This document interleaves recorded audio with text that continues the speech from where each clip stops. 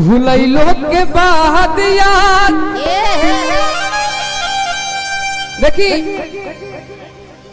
हमनी के चाचा ऐसा उम्र है कि कहीं भटक जाइला प्यार मोहब्बत में कहीं फिसल जाइला, लेकिन उम्र कम है नादान है। लेकिन एगो हम गाना आज लिखनी है हमारे रोशन भैया कि भूलैलो के बाद याद और कि अब तेनू बाड़ू कि भूलैलो के बाद याद अरे अब तेनू बाड़ू अरे जानू अपन जान के अरे रोवा तेनू बाड़ू जानू अपन जान के जानू अपन जान के रोवा तेनू बाड़ू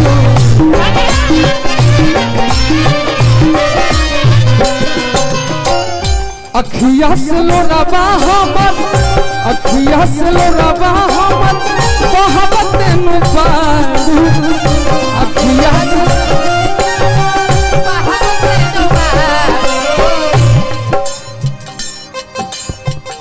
श्याम सिंह यादव भैया दिल टूटल बाप के भिका भैया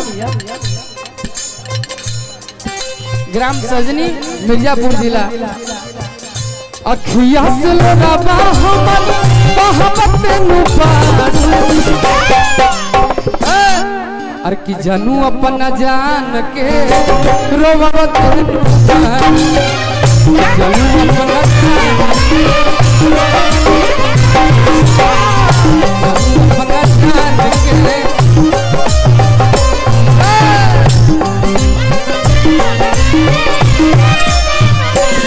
कमे में खत्म करी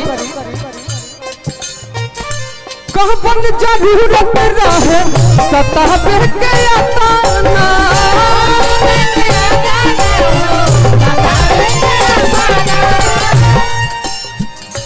कहाँ पर जरूरत रहे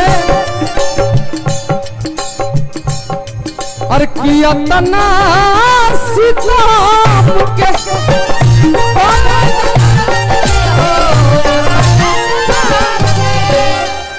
और क्षण भर न चैन से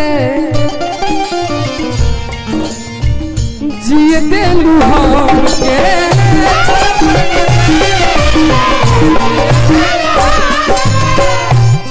और कि तभी रह के अगिया में और कि भी रह के अगिया में और कि जरा तेनू बाड़ू बिरह के अगिया में जरा तेनू बाड़ू जानू अपना जान के सतब तेनू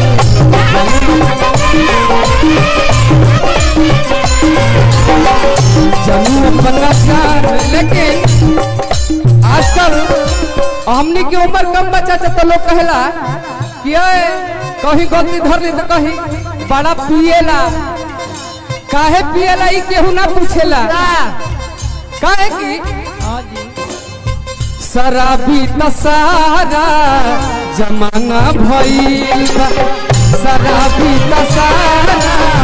जमाना पिए के सब का एगो पिए के सब का एगो अरे बहाना भइल बा शराबी तसारा जमाना भइल बा शराबी तसारा केहू खुशी में केहू गम में बपिया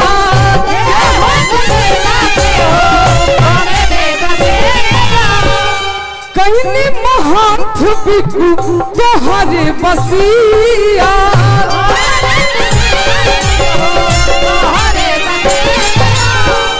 चाचा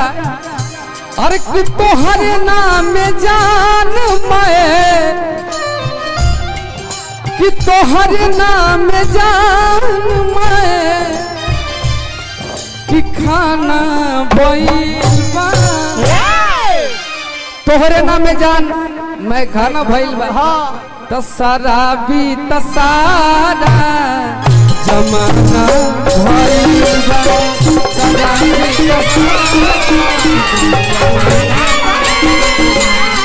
शराबी त सारा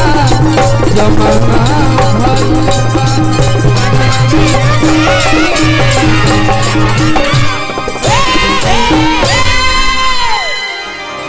रुक तू कहाँ भागत ताड़ो है ना वो